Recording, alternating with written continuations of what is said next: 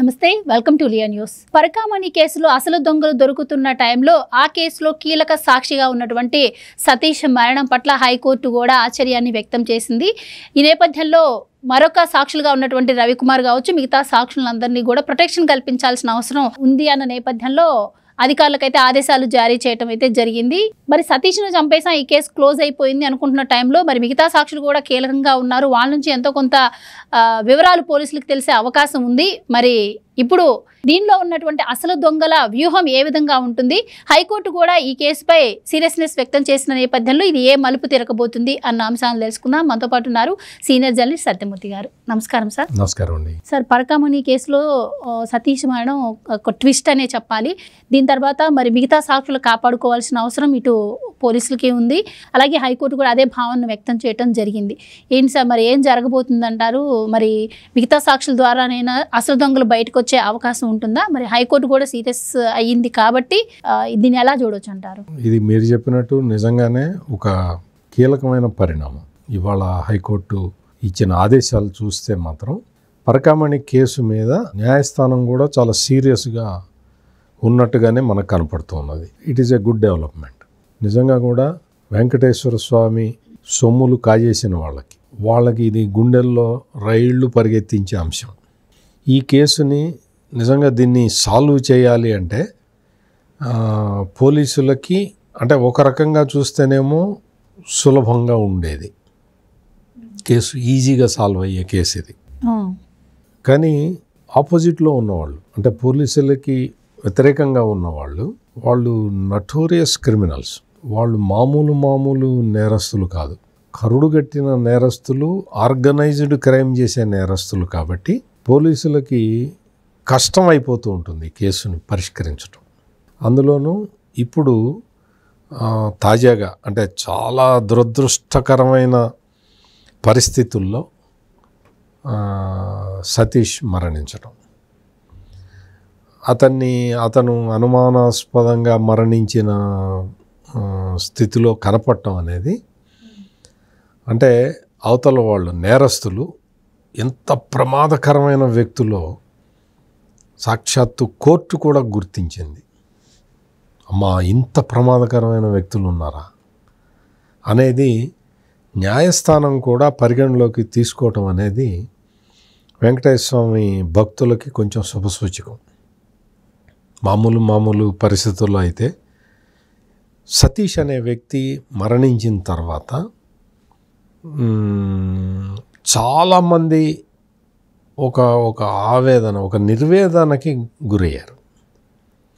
అంటే కంప్లైంట్ ఇచ్చిన వ్యక్తినే లేపేశారు, ఇంకా ఈ కేసు ఎట్లా తేలుతుంది, ఎప్పటికీ తేలుతుంది అని వెంకటేశ్వర స్వామి భక్తులు అందరూ కూడా ఆందోళనలో మునిగిపోయారు. అంటే కంప్లైంట్ అంటే ఫస్ట్ పట్టుకున్న వ్యక్తి ఎవరైతే పరకామణిలో చోరీ చేస్తున్న రవికుమార్ అనే వ్యక్తిని పట్టుకున్న పోలీస్ ఆఫీసరు మరణించటం అనేది నిజంగా చాలా దురదృష్టకరం. అంటే పరకామణిలో చోరీ చేసే ముఠా బ్యాచ్ వాళ్ళకి సహకరించిన అధికారులు, అనధికారులు ఎంత పవర్ఫుల్ వ్యక్తులో ఈ సంఘటన ద్వారా ప్రూవ్ అవుతున్నది. మరి ఇటువంటి టైంలో అంటే నేను ముందర చెప్పినట్టు చాలా సులభంగా పరిష్కారం కావాల్సిన ఈ కేసుని జటిలం చేసేసారు ఈ క్రిమినల్ గ్యాంగులు. ఎందుకు అంటే ఫిర్యాదుదారుడినే చంపేయటం అనేది అతి పెద్ద విషయం ఇది. అంటే ఇప్పుడు ఫిర్యాదుదారుడు ఎవరైతే ఆ పరకామణిలో చోరీ చేస్తున్న వ్యక్తిని పట్టుకున్నాడో ఆ వ్యక్తి ఇప్పుడు లేడు, ఈ భూప్రపంచంలో లేడు. దీన్ని మరి ఫర్దర్గా ఎట్లా ముందరికి తీసుకెళ్ళాలి? ఇప్పుడు ఈ సతీష్ కుమార్ కేసుని సాల్వ్ చేయాలి. ఈ సతీష్ కుమార్ కేసుని సాల్వ్ చేసి దాన్ని ఈ పరకామణి దొంగతనంతో ముడిపెట్టగలగాలి. అంటే ఇప్పుడు పరకామణి కేసుకు సంబంధించి ఆధారాలు సేకరిస్తే సరిపోయే కేసుని ఈ క్రిమినల్ బ్యాచ్ ఎంత జటిలం చేసిందో మీరు చూడండి. ఇప్పుడు ఏంటి, ఈ సతీష్ మరణం ఎందుకు జరిగింది అనేది ఎస్టాబ్లిష్ చేయాల్సిన బాధ్యత పోలీసుల మీదకి వచ్చేసింది. ఇప్పుడు కేసు అంతా టర్న్ తిరిగిపోయింది. అంటే కేసు టర్న్ అయింది. అట్ ది సేమ్ టైం ఈ క్రిమినల్స్ మర్చిపోయిన విషయం ఏంటంటే, లాజిక్ ఏంటి అంటే, ఇప్పుడు ఈ సతీష్ కుమార్ మరణంకి సంబంధించిన కేసు పరిష్కరిస్తే పరకామణి దొంగలకి జైలు శిక్ష పడుతుంది. ఎవరు చంపారు అనేది ఎస్టాబ్లిష్ చేస్తే, అంటే సతీష్ కుమార్ ప్రమాదవశాత్తు రైలు కింద పడిపోయాడా, లేదు భూమన కరుణాకర్ రెడ్డి చెప్పినట్టు రాష్ట్ర ప్రభుత్వం వేధిస్తే, అంటే తన పేరు చెప్పమని వేధిస్తూ ఉంటే అతను ఆత్మహత్య చేసుకున్నాడా, లేదు అతన్ని గొడ్డలు పెట్టి నరికి చంపారా? ఈ మూడిట్లో ఏదో ఒకటి కరెక్ట్. అంటే ప్రమాదవశాత్తు రైలు కింద నుంచి పడ్డాడా? ప్రమాదవశాత్తు రైలు కింద, అంటే నేను 3 కారణాలు చెప్పాను కదా, ఈ 3 కారణాలని కూడా అంటే పోలీసులు ఏం దర్యాప్తు చేస్తున్నారో నాకు నిజంగా తెలియదు. వాళ్ళు ఇప్పటికే చాలా ఎవిడెన్సులు సేకరించారు, కానీ పోలీసు దర్యాప్తు గురించి కూడా మనం ఈ దశలో మనం మాట్లాడుకోకూడదు. అందుకని నేను ఊహాజనితమైన 3 ప్రశ్నలు, వాటికి సమాధానాలు చెప్తాను నేను. మొదటి ప్రశ్న ఏంటి? అతను పడిపోయాడు, ప్రమాదవశాత్తు పడిపోయాడు అనుకోండి. అతను railway protection force police officer. అతను రైల్లో స్కిడ్ అయిపోయి కింద పడే అసలు అటువంటి అవకాశం ఉంటుందా? మీరు ఆలోచించండి. Railway protection force police officer అంటే అతని జీవితం అంతా, అతని సర్వీస్ ఉన్నంతకాలం రైల్లోనే బతకాలి, అంతే కదా. అంటే అన్లెస్ అతనికి ప్రమోషన్స్ వచ్చి, చిన్న పిల్లాడే కాబట్టి ప్రమోషన్లు వచ్చి తర్వాత హయ్యర్ పొజిషన్కి వెళ్తే ఓకే, కానీ ప్రస్తుతం అయితే అతను రైళ్లలోనే తిరగాలి కదా, రైల్వే స్టేషన్లలోనే ఉండాలి కదా. రైల్వే స్టేషన్లో చిన్న చిన్న దొంగతనాలు చేసే వాళ్ళ దగ్గర నుంచి పెద్ద పెద్ద మర్డర్లు చేసే వాళ్ళందరి వరకు పట్టుకోవాలి కదా. అదే కదా అతని డ్యూటీ. ఎవడన్నా రౌడీ గ్యాంగ్ వచ్చి అటాక్ చేస్తే వాళ్ళని ఆపాల్సిన బాధ్యత రైల్వే ప్రొటెక్షన్ ఫోర్స్ మీదే ఉంటుంది కదా. ఇటువంటి వ్యక్తి ప్రమాదవశాత్తు కాలు జారి రైలు కింద పడి చచ్చిపోతాడా? కుదిరే పని కాదు. అందుకని ఆ ప్రమాదవశాత్తు పడిపోయాడనేది అది తీసి పక్కన పెట్టేద్దాం. అది ఇట్స్ నాట్ అంత అజాగ్రత్తగా ఉండేవాడు పోలీస్ ఆఫీసర్ రైల్వే ప్రొటెక్షన్ ఫోర్స్లో ఎట్లా ఉండడు. ఇంకొకటి, ఆత్మహత్య చేసుకున్నాడు. ఈ ఆత్మహత్య చేసుకున్నాడనే విషయం ఫస్ట్ ఎవరు చెప్పారు అంటే భూమన కరుణాకర్ రెడ్డి చెప్పాడు. కరెక్ట్గా ఆ వార్త వచ్చిన 2 నిమిషాల్లో భూమన కరుణాకర్ రెడ్డి వచ్చేసి రాష్ట్ర ప్రభుత్వం, రాష్ట్ర పోలీసులు అతని మీద ఒత్తిడి తెచ్చారు, అతను మానసికంగా కుంగిపోయి అతను ఆత్మహత్య చేసుకున్నాడని మొదలుపెట్టాడు కథ. ఆత్మహత్య చేసుకున్నాడు అనే బేతాళ కథని నువ్వు ఎట్ట చెప్పావు? దీన్ని బేతాళ కథ అంటారు.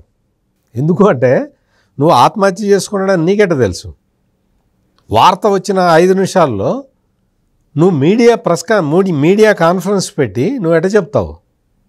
అంటే ఆ మరణం గురించి నీకు ముందరే తెలుసా అనేది ప్రధానమైన ప్రశ్న. వాళ్ళ ఫ్యామిలీ మెంబర్స్ చెప్పేశారు అతను ఆత్మహత్య చేసుకుని పిరికివాడు కాదు అని. ఎగ్జాక్ట్లీ.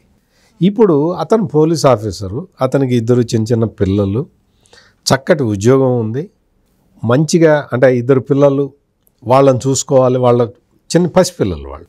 అతనికి వేరే అప్పులు గిప్పులు ఇటువంటివి ఏమీ లేవు, ఆశితగదాలు లేవు, అటువంటి కార్యక్రమాలు ఏమీ లేవు, అతనికి ఆర్థిక సమస్యలు లేవు, ఏమీ లేవు. అతను ఆత్మహత్య ఎందుకు చేసుకుంటాడు?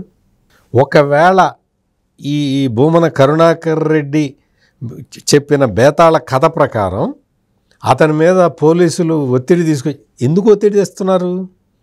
ఏం ఒత్తిడి తెస్తారు? కంప్లైంట్ ఇచ్చిందే అతను కదా. కంప్లైంట్ ఇచ్చినప్పుడు జగన్మోహన్ రెడ్డి ముఖ్యమంత్రిగా ఉన్నాడు కదా. ఆ కంప్లైంట్ని విత్డ్రా చేయించినప్పుడు కూడా జగన్మోహన్ రెడ్డి ముఖ్యమంత్రిగా ఉన్నాడు కదా. ఆ కంప్లైంట్ని రాజీ చేయించినప్పుడు జగన్మోహన్ రెడ్డి ముఖ్యమంత్రిగా ఉన్నాడు కదా. ఇప్పుడు పోలీసులు ఏమని ఒత్తిడి తెస్తారు అంటే, నువ్వు కంప్లైంట్ విత్డ్రా చేసుకో అని చెప్తారా? కంప్లైంట్ నువ్వు మళ్ళీ పెట్టు అంటారా? మళ్ళీ పెట్టాల్సిన అవసరం లేదు. సతీష్ అనే వ్యక్తి మళ్ళీ పోలీసులకి ఫిర్యాదు చేయాల్సిన అవసరం లేదు. ఎందుకు అంటే ఈ పరకామణి థెఫ్ట్ కేసుని లోక్ అదాలత్లో రాజీ చేసుకోవడం అనే దాన్ని తప్పుపట్టింది హైకోర్టు.